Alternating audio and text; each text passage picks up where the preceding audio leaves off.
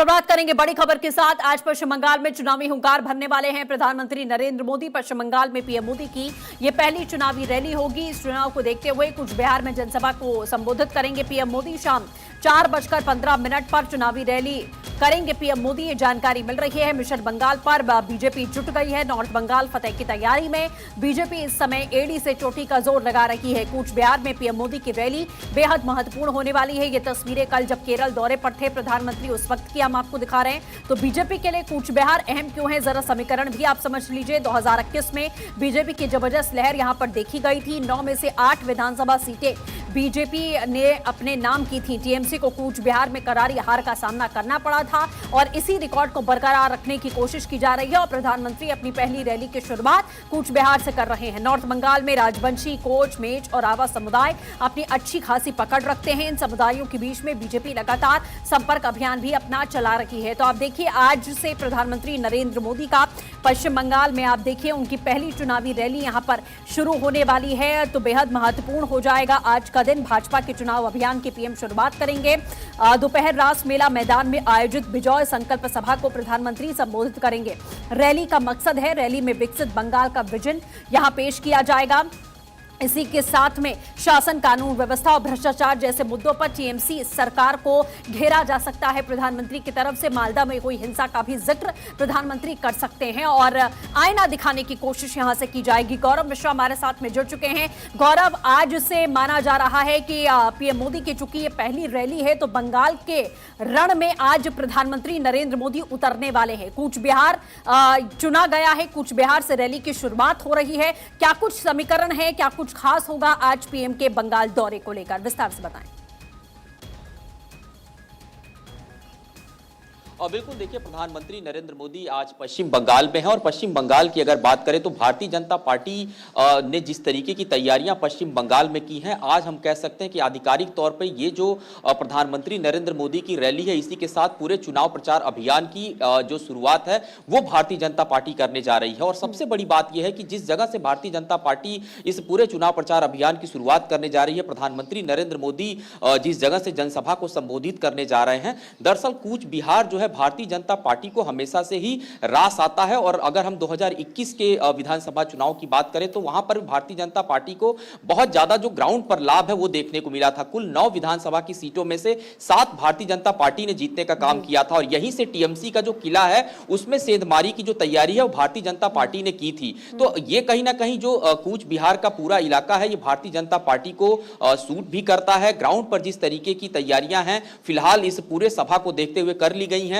और अगर हम बात करें इस पूरे अभियान की, भारतीय जनता पार्टी के जो चुनाव प्रचार अभियान की शुरुआत प्रधानमंत्री नरेंद्र मोदी करेंगे, उसके बाद से देखिए कि अलग अलग जो जनसभाएं हैं प्रधानमंत्री नरेंद्र मोदी की, इसी के साथ बंगाल में प्रधानमंत्री नरेंद्र मोदी की ताबड़तोड़ जो जनसभाओं का दौर है वो भी शुरू होगा। और अगर हम बात करें भारतीय जनता पार्टी के केंद्रीय नेताओं की, लगातार जो स्टार प्रचारकों की हम बात करें, उनके जो चुनावी अभियान है वो भी जगह जगह देखने को मिलेंगे।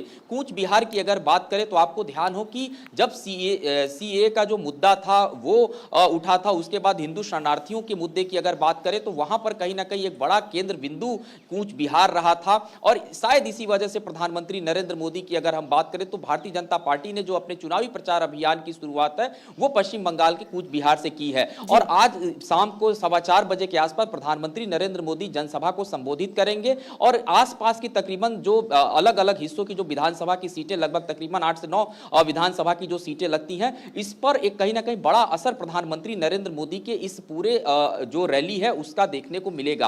अब इस पूरे रैली में अगर हम मुख्य एजेंडे की बात करें, क्योंकि भारतीय जनता पार्टी लगातार जो है वो ममता बनर्जी को करप्शन के मुद्दे पर घेरते हुए नजर आ रही है, कट मनी के मुद्दे पर घेरते हुए नजर आ रही है। तो जाहिर सी बात है, ये बात बहुत हद तक स्पष्ट है कि जिस तरीके से ममता बनर्जी गृहमंत्री अमित शाह पर हमले करते नजर आ रही है, अपनी अलग अलग जनसभाओं में गृहमंत्री अमित शाह पर साफ तौर पर हमले इस बात को लेकर के कर रही है कि हाल ही में जिस तरीके से जो खास करके जब हमने देखा चुनाव आयोग की टीम पश्चिम बंगाल पहुंचती है और उसके बाद वोटर लिस्ट में जो सुधार की जो प्रक्रिया एसआईआर की चल रही थी, ममता बनर्जी ने साफ तौर पर यह आरोप लगाया गृहमंत्री अमित शाह पर कि 44,000 जो वोट हैं सिर्फ उन्हीं के विधानसभा का जो क्षेत्र है वहां से काटी भारतीय जनता पार्टी ने और यह अनैतिक तरीके से काटा गया है। तो जाहिर सी बात है, ये तमाम जो कटाक्ष ममता बनर्जी की तरफ से किए गए हैं, प्रधानमंत्री नरेंद्र मोदी जब आज जनसभा को संबोधित करेंगे तो इस पर भी बोलते हुए नजर आएंगे। बिल्कुल भ्रष्टाचार के गौरव, और मुद्दे पर इसी के साथ प्रधानमंत्री में नरेंद्र जो मोदी विजन बोलते यहाँ हुए पर नजर पेश आएंगे, करने की क्योंकि बंगाल में बीते दिनों कोशिश की पश्चिम जा रही बंगाल है की अगर हम बात करें कि तो सीधे तौर पर एक विकसित बंगाल का विजन यहाँ पर पेश करने की कोशिश है। यही कोशिश हमने 2018 में भी देखी थी, हालांकि वो फलीभूत नहीं हुई, लेकिन कुछ असर हमने जरूर देखा कि कुछ सीटों पर असर पड़ता हुआ यहाँ पर दिखाई दिया और बीजेपी की सीटें यहाँ बढ़ती हुई दिखाई दी। इस बार कई अहम मुद्दे हैं। घुसपैठ का अहम मुद्दा है कि घुसपैठ करवाने की कोशिश में अगर किसी का हाथ सबसे ज्यादा रहा तो वो पश्चिम बंगाल के मुख्यमंत्री का रहा, और इसीलिए उनके ये जो तेवर बदले हुए दिखाई दे रहे हैं एसआईआर की प्रक्रिया को लेकर, चुनाव आयोग की प्रक्रिया को लेकर, वो सीधे तौर पर यही है कि घुसपैठियों को मौका अब नहीं मिल पाएगा। ये तमाम मुख्य बिंदु भी रहने वाले हैं आज की इस रैली में। बिल्कुल साफ तौर पर सृष्टि आप देखिए कि ये वो समस्या है जो सिर्फ पश्चिम बंगाल में ही नहीं, घुसपैठ के मुद्दे की जब बात होती है, आपको ध्यान हो अगर महाराष्ट्र में जब चुनाव थे विधानसभा के, तो महाराष्ट्र में भी ये मुद्दा भारतीय जनता पार्टी ने बड़े पैमाने पर उठाया था और उसके बाद से उत्तर प्रदेश में ये मुद्दा गया, फिर हरियाणा में मुद्दा गया, राजधानी दिल्ली के चुनाव में घुसपैठ का मुद्दा प्रभावी रूप से देखने को मिला है। तो हम कह सकते हैं कि ये जो मुद्दा है, भारतीय जनता पार्टी इस मुद्दे पर चुनाव लड़ रही है। और पिछली बार की अगर हम विधानसभा चुनाव की बात करें तो उस समय भी घुसपैठ का मुद्दा बहुत बड़ा मुद्दा बना था पश्चिम बंगाल में। और दूसरी सबसे बड़ी बात अगर हम बात करें कटमनी की, करप्शन की, तो इस बार के चुनाव में यह भी एक बड़ा मुद्दा देखने को पश्चिम बंगाल में मिलेगा। हालांकि आप देखिए कि जो एसआईआर की प्रक्रिया हुई, और पश्चिम बंगाल की अगर हम बात करें तो एसआईआर की प्रक्रिया में पश्चिम बंगाल से जो रुझान देखने को मिले, खास करके अगर हम ममता बनर्जी की बात करें तो दिल्ली तक पहुंच आई थी। आपको ध्यान हो दिल्ली में उन्होंने 3 से 4 दिनों का जो समय है वो बिताया, चुनाव आयोग के बाहर वो पहुंच करके उन्होंने धरना दिया और इस बात को कहा कि बहुत सारे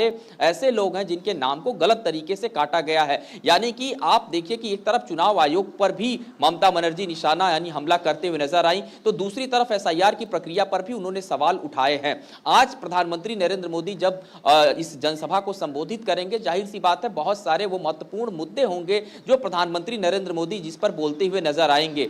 अगर हम पश्चिम बंगाल की बात करें तो बीते दिनों में गृह मंत्री अमित शाह ने हाल ही में एक जो प्रेस कॉन्फ्रेंस किया था, तो बीते दिनों में पश्चिम बंगाल को बहुत सारी केंद्र सरकार की वो महत्वपूर्ण योजनाएं जिनका लाभ पश्चिम बंगाल की जनता को नहीं मिला, खुद गृह मंत्री अमित शाह ने इस बात को गिनवाया। क्योंकि आप देखिए प्रधानमंत्री की तरफ से अगर हम बात करें जो तमाम योजनाएं चलाई गई, आयुष्मान भारत योजना की बात करें जिससे मुफ्त में जो इलाज की बात सरकार करती है, कई भारतीय जनता पार्टी के जो राज्य हैं जहां पर उनकी सरकारें हैं उन्होंने उसको वहां प्रभावी तौर पर लागू किया। हाल ही में आम आदमी पार्टी की सरकार दिल्ली से गई तो बीजेपी की सरकार आई, दिल्ली में उसको लागू किया गया। हालांकि दिल्ली में आम आदमी पार्टी ने उसको लागू नहीं किया था, पश्चिम बंगाल में उसको लागू नहीं किया गया। तो साफ तौर पे ममता बनर्जी पर यह हमला केंद्र सरकार की तरफ से भी किया गया कि जो सरकारी योजनाएं हैं उसके साथ भी पक्षपात किया गया, बंगाल की जो आम जनता है उसको उन योजनाओं से दूर रखा गया। तो ये वो तमाम मुद्दे हैं जिस पर साफ तौर पे गृह मंत्री अमित शाह की चुनावी जनसभा हो या रैली हो या फिर प्रधानमंत्री नरेंद्र मोदी की आज के रैली की बात करें, बिल्कुल गौरव, ये देखेंगे कि इन तमाम अहम मुद्दों को लेकर प्रधानमंत्री जरूर पश्चिम बंगाल के मुख्यमंत्री ममता बनर्जी को, वहां की मौजूदा पार्टी टीएमसी को आड़े हाथ लेते हुए नजर आएंगे। फिलहाल बहुत शुक्रिया तमाम जानकारियां देने के लिए, हमारे साथ जुड़ने के लिए।